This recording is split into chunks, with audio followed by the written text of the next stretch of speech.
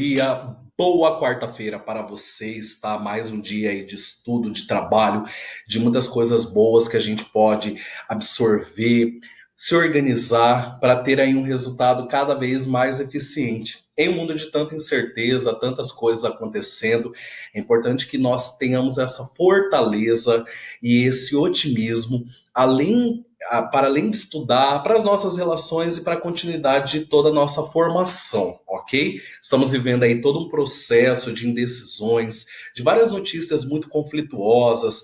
Nessa última semana eu trabalhei juntamente com a professora Kátia, espero que vocês tenham gostado, a respeito da aula de atualidades, falando sobre todos os impactos em relação à Covid-19, como também as relações de racismo e outros processos de intolerância no mundo. Hoje, nós daremos continuidade na aula sobre meios de transportes. Na última aula, eu trabalhei com vocês o meio de transporte rodoviário, o meio de transporte ferroviário e o meio de transporte hidroviário, na qual o Brasil tem grande participação em todo esse fomento, em toda essa base de vida que apoia e modifica todos os fluxos e integração, seja pelas nossas 5 regiões, política e administrativa, as tão conhecidas e estudadas aí no livro anterior, Norte, Nordeste, Centro-Oeste, Sudeste e Sul, como também em todo o fator de integração mundial. Eu lembro muito bem de postagens, inclusive feitas por vocês, sobre produtos que chegam da China, produtos que chegam dos Estados Unidos, produtos que vêm de outras partes do país. Falar sobre fluxos e falar sobre meios de transporte é uma abordagem muito simples a partir do instante que todos vocês, o Rafael ou o Pedro, têm um tênis produzido no Vietnã ou até mesmo na China, na Tailândia, onde a mão de obra é mais barata, onde a Maria Clara tem uma maquiagem produzida no Japão, onde a tecnologia e a evolução estão mais acirradas, ou até mesmo o Ian consegue um calçado ou uma roupa produzida nos Estados Unidos ou com uma marca americana, todas elas que chegam até o nosso país a partir dos meios de transportes. É claro que grande parte das nossas mercadorias elas circulam dentro do nosso território a partir do transporte rodoviário. Isso em decorrência de políticas já realizadas dentro do nosso país que favoreceram toda essa base do chamado rodoviarismo, ou seja, toda uma proposta voltada ao incentivo de transporte de cargas, transportes rodoviários, até mesmo para fomentar as diversas mercadorias e até mesmo investimentos de multinacionais que estavam chegando dentro do território no período, ok? Bom, comentamos sobre o processo de navegação, a vinda das grandes navegações, as grandes ferrovias construídas, lembrando que o Brasil apresenta um déficit muito grande em meio aos seus eixos ferroviários. Infelizmente, paramos o tempo de certo modo. A ferrovia, que foi um grande instrumento e uma grande via de transporte para escoar nossa cana, nosso café e grande parte das nossas mercadorias entre o século XVIII e principalmente no século XIX, perdeu força aí no século XX e até mesmo no século XXI. Rafael, temos aí um grande objetivo em uma parceria Brasil e China. Alguém sabe dizer que parceria é essa? A parceria, Pedro, que visa justamente a construção de uma grande ferrovia entre o Porto de Santos, ou seja, ligando o Oceano Atlântico até o Oceano Pacífico. A Ana Júlia pode estar pensando, mas espera aí, professor, como ligar o Oceano Pacífico se este oceano não faz costa, o Brasil não tem uma fronteira oceânica com o Oceano Pacífico dentro do nosso território?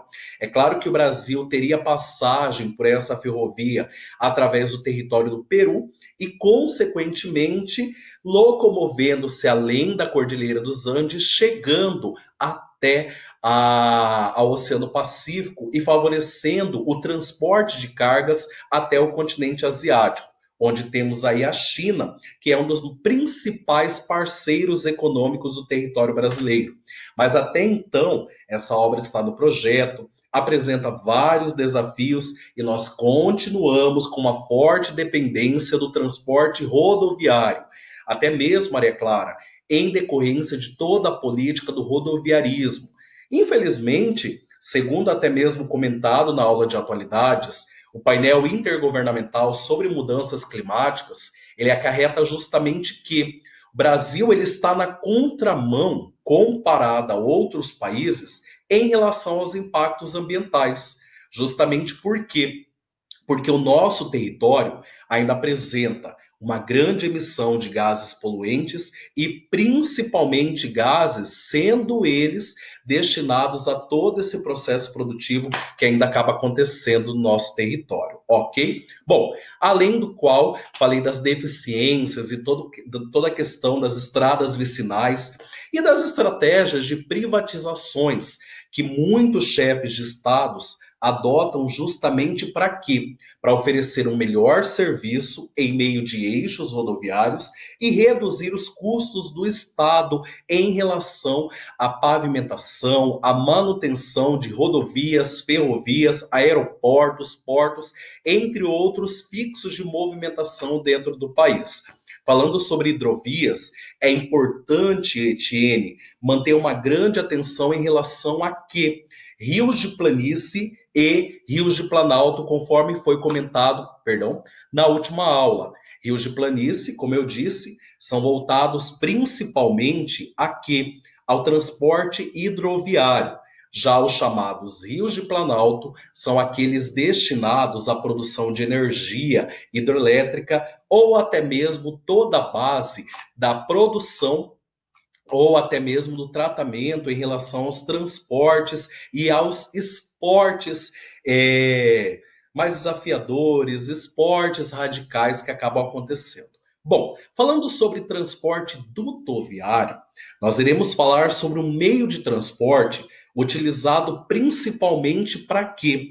Para o transporte aqui, ó, como vocês podem visualizar na imagem, de recursos naturais, ou seja, de gás, de combustíveis fósseis de forma em geral, do álcool, da querosene, que são transportados a partir dos chamados dutos.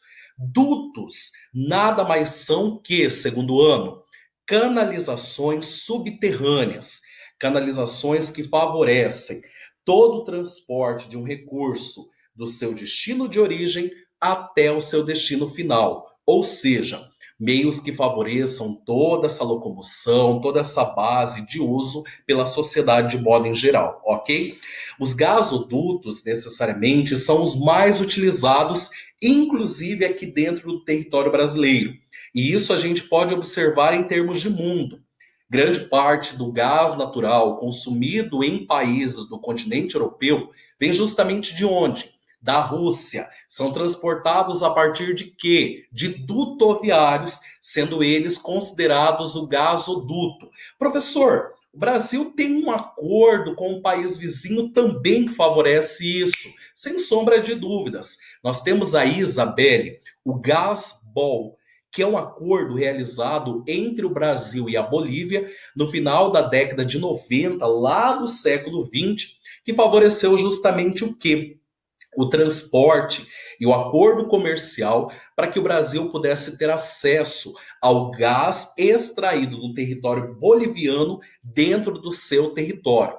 Esse gasoduto são dutoviários, são canalizações subterrâneas que passam, inclusive, pelo estado de Mato Grosso e chegam aí nos principais polos de produção industrial do território brasileiro, na região conhecida como Centro-Sul e ela estabelecida por Pedro Pinchas. Lembrando que existem outros tipos de dutoviários, são os considerados oleodutos, os mineradutos e os aquadutos, ou seja, varia muito do tipo de produto que está sendo transportado pela sociedade de modo em geral. Professor, são seguros? Segundo até mesmo as organizações e companhias responsáveis pela instalação e manutenção desses gasodutos, eles são de extrema confiança e favorece aí todo o mecanismo de responsabilidade para o território de modo em geral. Maravilha? Bom, dando continuidade em toda essa parte,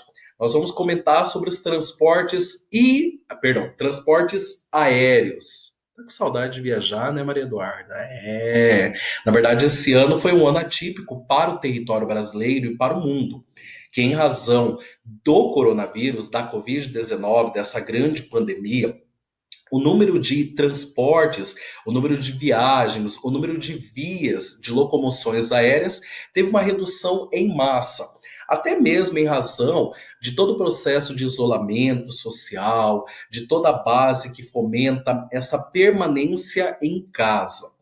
Mas o transporte aéreo é considerado um dos transportes mais seguros do mundo e condicionado principalmente a movimentar passageiros e cargas de menor valor, perdão, de maior valor agregado e de menor tamanho, que apresente aí uma urgência de chegar até o seu destino final. Como são aí locomoções de é, transplantes ou até mesmo produtos de alto valor agregado, como nós temos joias, chips de computadores. Hoje, em relação a toda essa adequação da pandemia da Covid-19, muitas companhias aéreas têm o quê? Substituído a população por cargas para não ter um rendimento abaixo em relação ao seu consumo e em relação aos seus débitos. Bom, o transporte aéreo ele já vem sendo utilizado há muito tempo e ele apresenta aí uma grande importância em meio a toda essa locomoção, tanto populacional quanto também em relação às cargas e à movimentação econômica dentro do território. Grande parte dos aeroportos, que simbolizam justamente os fixos em relação aos meios de transportes aéreos, eles vêm sendo privatizados no território brasileiro. Justamente para quê? Para possibilitar a oferta de um melhor serviço à população, bem como favorecer estratégias rentáveis de desenvolvimento locacional, ok? Bom, e dando continuidade, nós temos aí um material que inclusive foi tema da atividade da última aula, que é justamente os transportes intermodais ou transporte intermodal. O que acontece?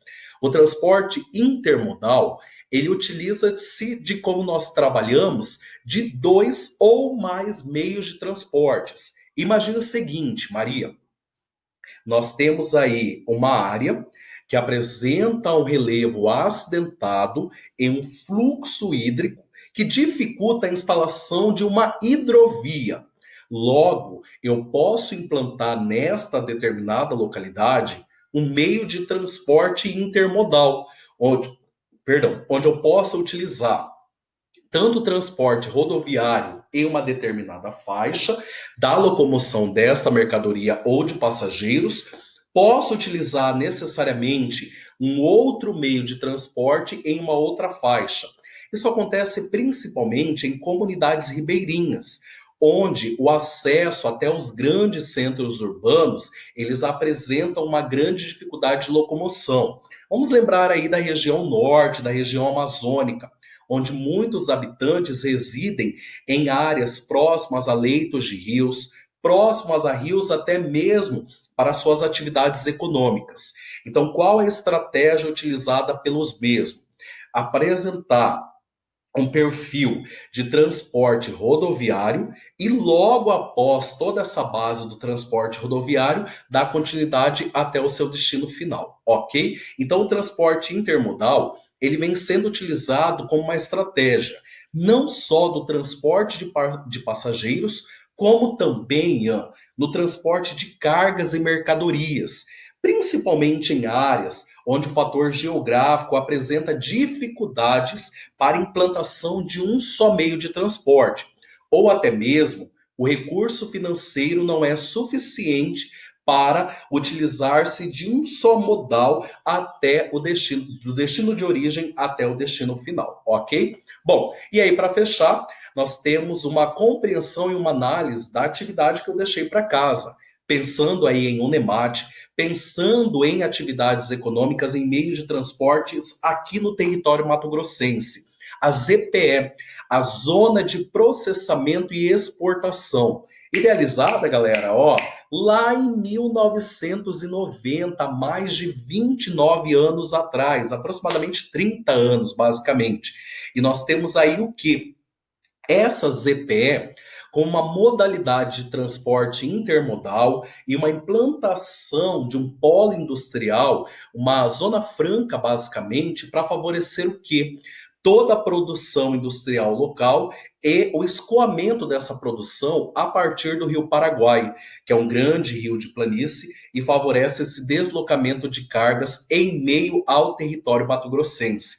Como até mesmo o próprio governo do estado decretou, a ZPS é instalada em Cáceres, mas ela pertence a todo o estado de Mato Grosso, pois fomenta grande parte da nossa economia. Enfim, as obras tiveram reinício agora no mês de fevereiro de 2020, mas infelizmente tiveram que ser paralisadas em decorrência de aglomerações e até mesmo sobre orientação de isolamento da pandemia da Covid-19. Vamos aguardar que esta ZPE, que essa zona de processamento e exportação, tenha um reinício mais rápido possível e possa favorecer essa dinâmica de transporte dentro do estado de Mato Grosso, ok? Bom, essa foi uma aula basicamente onde nós trabalhamos nessa semana a introdução sobre o capítulo número 8, tá? Falando sobre os tipos de transporte, os principais meios de transporte utilizados pela sociedade. Como tarefa, eu quero deixar justamente um pedido a vocês. É importante que nós não deixamos a EPTeca cair, continuemos no mesmo fluxo de estudo para adquirir o máximo de conhecimentos possíveis, ok? Então realizem aí as atividades de sala e as atividades propostas. Nós faremos a correção dessas atividades de forma comentada, verificando quais as questões corretas e por que algumas questões apresentam em uma imparcialidade, estão incorretas, justamente para a gente fixar esse conhecimento, ok? Na aula seguinte, eu retomo com algumas políticas de meios de transportes implantadas e dificuldades enfrentadas pelo território brasileiro. Certinho? Pessoal, boa semana, boa continuidade de estudos, até a próxima.